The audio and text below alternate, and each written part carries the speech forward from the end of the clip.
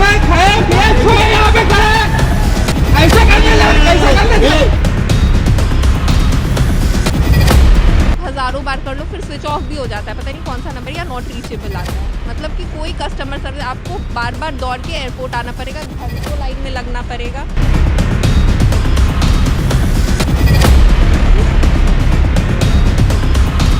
जब हमारे देश के एयरपोर्ट से इस तरह की तस्वीरें सामने आती हैं तो हर किसी के मन में सवाल आता है कि आखिरकार आज हमारे देश के हवाई अड्डे, बस अड्डे क्यों बने हुए हैं। और इसके पीछे की वजह है मोनोपोली। जब किसी सेक्टर में एक कंपनी 50% से ज्यादा कब्जा कर लेती है, शेयर्स पर कब्जा कर लेती है, तो आप ये समझिए कि वो अपनी मनमानी करती है। और ठीक ऐसा ही इंडिगो ने किया। सवाल यह है कि क्या इंडिगो को पहले से पता था कि उसके साथ ये क्राइसिस होने वाली है, ये दिक्कत आने वाली है, स्टाफ की कमी होने वाली है, या फिर ये सब कुछ अनजाने में हो गया? इसका जवाब आज मैं आपके पास लेकर आया हूं। और आपके मन में एक और सवाल होगा कि आज इंडिगो है, लेकिन अगला इंडिगो कौन होगा, नेक्स्ट इंडिगो कौन है? इसका जवाब भी मैं आपको बताऊंगा।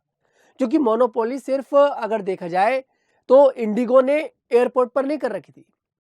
फ्लाइट्स के मामले में सिर्फ इंडिगो ने कब्जा नहीं कर रखा था।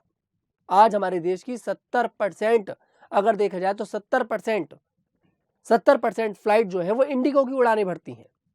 और इस क्राइसिस में 4000 से ज्यादा फ्लाइटें रद्द हुई, जिसके बाद हमारे एयरपोर्ट्स पर देखा जाए तो बस अड्डे जैसी हालत हो गई। लोग रोते नजर आए। जो तस्वीरें आई, जो वीडियो आई, उन्होंने हैरान कर दिया। लोग काउंटर पर चढ़ गए। लोग सवाल पूछ रहे थे कि आखिरकार हमारी फ्लाइट कहां है। पहले स्क्रीन पर लिखकर आ रहा था डिले, और उसके कुछ देर बाद आ जाता है कैंसिल।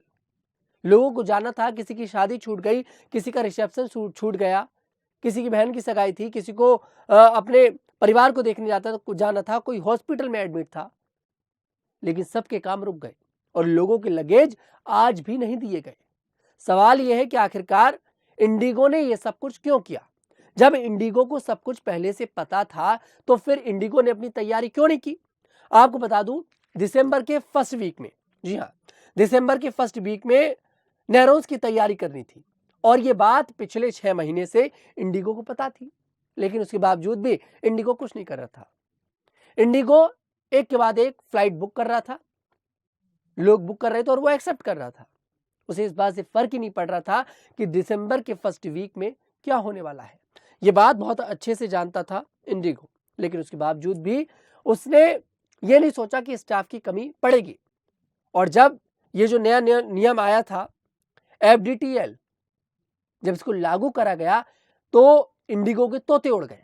इंडिगो के पास स्टाफ था नहीं। जब नियम लागू हुआ तो पायलट छुट्टी पर चले गए, एम्प्लॉयज छुट्टी पर चले गए। उसके बाद इंडिगो की हालत जो है वो खराब हो गई। और आप ये समझिए कि इतनी फ्लाइटें रद्द हुई कि लोग परेशान हो गए, लोग बेबस हो गए, लोग रो रहे थे अपने सामान के लिए, अपने परिवार से मिलने के लिए।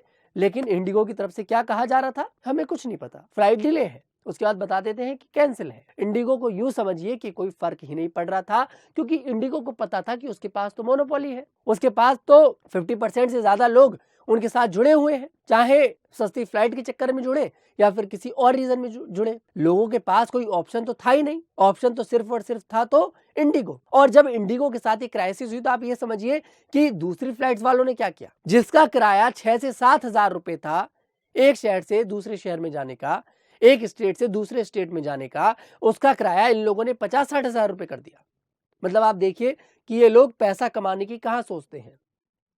आप ये देखिए कि कितना बड़ा फ्रॉड देश की जनता के साथ किया जा रहा था, और ये कंपनियां कर रही थी। पहले अपने झांसे में लोग फंसाते हैं और उसके बाद अपनी मनमर्जी करते हैं, और ठीक ऐसा ही इंडिगो ने किया। और समझिए, इंडिगो ने इस तरह का कब्जा एयरपोर्ट पर कर रखा है कि सरकार को इंडिगो के सामने झुकना पड़ गया। पहले तो आपको बता दें, यहाँ पर DGCA की तरफ से इंडिगो के CEO को नोटिस भेजा जाता है कि 2 दिन के अंदर अंदर, 48 घंटे के अंदर अंदर सब कुछ ठीक करिए। मना कर दिया जाता है कि हम 48 घंटे में नहीं कर पाएंगे, हमें 15 से 20 दिन चाहिए। उसके बाद इंडिगो के सामने सरकार को झुकना पड़ा और अपने नियम को, FDTL ये जो नियम था, इसको वापस लेना पड़ गया सरकार के लिए। फरवरी तक इस नियम को वापस ले लिया गया है। सवाल यह है कि आखिरकार आज इंडिगो ने हमारे साथ ऐसा किया, क्या आगे भी ऐसा हो सकता है? अब हम देखिए, एक एक सेक्टर करके आपको बताएंगे कि किस सेक्टर में किस कंपनी ने मोनोपोली हासिल कर रखी है, कब्जा कर रखा है, और वो अपनी मनमर्जी चला सकती है। शायद आने वाले दिनों में वो भी इंडिगो की तरह हमारे साथ कर दे। सबसे पहले बात करते हैं टेलीकॉम सेक्टर की। टेलीकॉम सेक्टर में जियो के आने से पहले बहुत सारे सिम हुआ करते थे। बीएसएनएल का सिम हुआ करता था, वोडाफोन आइडिया अलग अलग हुआ करता था, एयरटेल चलिए आज भी है। लेकिन जब जियो आया तब क्या हुआ, सबने देखा, जियो ने अपनी सिम को फ्री में बेचना शुरू किया, और उसके बाद उसका जो रिचार्ज था वो भी फ्री था, नेट फ्री था। लोग लालच में आए, लोगों ने खरीदना शुरू कर दिया। आज अगर देखा जाए तो टेलीकॉम सेक्टर में अगर हम बात करें तो जियो, एयरटेल और वीआई जो है वो मर्ज हो चुका है। 3 सिम ही आपको ज्यादातर मिलेंगे लोगों के पास, जियो, एयरटेल और वीआई। जियो की अगर बात करें तो जियो के पास इंडिया में 41.24% शेयर्स हैं। लोगों ने कब्जा कर रखा है यहाँ पर जियो ने इतने लोगों पर कब्जा कर रखा है। 41.24% उसके यूजर्स हैं। एयरटेल की बात करें तो 33.53%, और वीआई की अगर बात करें तो वीआई इनसे बहुत नीचे है, वीआई के पास 17.33%। मतलब अगर देखा जाए तो जियो और एयरटेल के पास 74% यूजर्स हैं जो उसके साथ जुड़े हुए हैं। अगर जियो और एयरटेल मिलकर कोई भी नियम लेकर आते हैं, चाहे वो रिचार्ज अगर चाहे तो 1000 रुपए का रिचार्ज कर दें, क्या आप और हम उन्हें रोक पाएंगे? कोई नहीं रोक पाएगा। जैसा इंडिगो के साथ हुआ, इंडिगो के सामने सरकार को झुकना पड़ गया। और अगर मैं आपको बता दूं, सरकार को इनके सामने भी झुकना पड़ सकता है अगर ये कोई भी नियम लेकर आते हैं, जो भी कुछ भी चाहें, जो ये चाहें। आप इमेजिन करिए कि अगर 24 घंटे के लिए नेट बिल्कुल ठप पड़ जाए, डेटा बिल्कुल ठप पड़ जाए, तो क्या होगा? सारे ऑफिस के काम रुक जाएंगे, लोग व्हाट्सएप नहीं चला पाएंगे, लोग सोशल मीडिया नहीं चला पाएंगे, हॉस्पिटल में काम रुक जाएगा, हॉस्पिटल में ऑनलाइन बुकिंग रुक जाएगी। ऑनलाइन जितने काम है, जो काम नेट से होते हैं, सारी नेट की सेवा बंद हो जाएंगी और सारे काम ठप पड़ जाएंगे। तो आप समझ सकते हैं कि ये लोग अगर चाहें तो कुछ भी कर सकते हैं।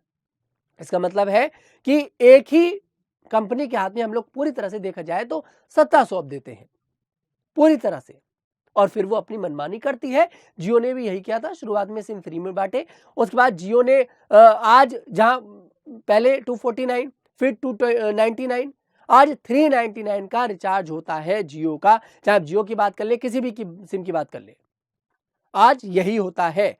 वो अपनी मर्जी चलाते हैं और हम लोग कुछ नहीं कर सकते। हम कहेंगे किससे? हमारे पास कोई ऑप्शन नहीं है। यह बात इंडिगो भी जानता था। इन लोगों के पास कोई ऑप्शन ही नहीं है।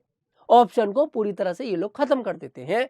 पहले लालच देते हैं, हम लोग इनके लालच में फंसते हैं, और फिर इस तरह की परिस्थिति हम लोगों को देखनी पड़ती है। और अगर आने वाले समय में जियो अगर चाहे तो कुछ भी कर सकता है हमारे साथ, एयरटेल चाहे तो कुछ भी कर सकता है, नेट के पर्पज से अगर देखा जाए तो। अल्ट्राटेक कंपनी की अगर बात करें तो 2025 में 183 से लेकर 190 बिलियन टन सालाना टर्नओवर इस कंपनी का था। अगर अल्ट्राटेक चाहे वो सीमेंट अपना महंगा कर दे, तो जो लोग अपना घर बनाते हैं, क्या वो लोग अपना घर बना पाएंगे? सोचिए, इस अकेली कंपनी के पास इतने सारे लोग जुड़े हुए हैं, चाहे वो कोई भी रीजन हो। पोर्ट्स और कार्गो सेक्टर की अगर हम बात करें तो अडानी पोर्ट्स और एसईजी 14 पोर्ट्स और टर्मिनल चला रहे हैं। अडानी जी 14 पोर्ट्स और टर्मिनल, और अकेले 27% हैंडल कर रहे हैं। अकेले 27%, मतलब यहां से देश से जो भी माल बाहर जाता है, आता है, सब अडानी जी देख रहे हैं। 27%। अगर ये चाहें तो रेट बढ़ा भी सकते हैं और घटा भी सकते हैं, और सरकार कुछ भी नहीं कर सकती। आप ये भी समझिए, सरकार कुछ नहीं कर सकती। जब सरकार इंडिगो के सामने कुछ नहीं कर पाई, तो क्या सरकार इनके सामने कुछ कर पाएगी? मेरी नाराजगी आज सरकार से भी है कि आखिरकार सरकार इन लोगों को इतनी छूट क्यों देती है। सरकार कोई ऐसा नियम बनाए जो ये लोग अपनी मनमानी ना कर पाए, वरना आगे चलकर तो देश की जनता परेशान हो जाएगी, देश की जनता बेबस हो जाएगी, और स्थिति इतनी खराब हो जाएगी कि अगर देखा जाए तो हम लोग पूरी तरह से डिपेंड इन लोगों के ऊपर हो जाएंगे। हम लोगों की जिंदगी इन लोगों के ऊपर डिपेंड हो जाएगी, और आज है भी हमारी जिंदगी इन लोगों के ऊपर डिपेंड। कुछ राज्य ऐसे हैं, कुछ शहर ऐसे हैं, जैसे मुंबई हो गया, सूरत हो गया, तो वहां पर जो बिजली होती है वो प्राइवेट कंपनियां सप्लाई करती हैं। अगर वो कंपनियां चाहें तो बिल कितना भी कर सकती हैं, रेट बढ़ा सकती हैं यूनिट के, हम कुछ नहीं कर सकते। आप समझिए कि प्राइवेट कंपनियों के हाथ में हम लोगों की जिंदगियां सौंपी जा रही हैं और ये लोग क्या कर रहे हैं, ये लोग हमारे पास ऑप्शन नहीं छोड़ रहे हैं और ये मौका भी हम इन लोगों को दे रहे हैं। मैं आप लोगों से ये नहीं कह रहा कि आप लोग सस्ते के चक्कर में ना जाएं, सस्ता मिलेगा। मेरी भी पहली प्रेफरेंस ये रहेगी कि अगर मैं फ्लाइट बुक कर रहा हूं तो सस्ती देखूं, लेकिन हमें यह भी देखना पड़ेगा कि एक कंपनी के हाथ में पूरी तरह सत्ता सौंपने से काम नहीं चल पाएगा। हमें अपने पास बैकअप में ऑप्शन रखना पड़ेगा और हमें हमारी जिंदगी भी यही सिखाती है कि अगर कोई आपको छोड़कर जा रहा है तो बैकअप में ऑप्शन जरूर रखिए, वरना कोई कभी भी वक्त पर आपको छोड़ सकता है। फिलहाल क्या है इस रिपोर्ट पर आपकी राय, कमेंट सेक्शन में जरूर बताएं। मैं तनुज दीक्षित फिर आपसे मुलाकात करूंगा। देखते रहिए हमारे साथ द न्यूज़ 15।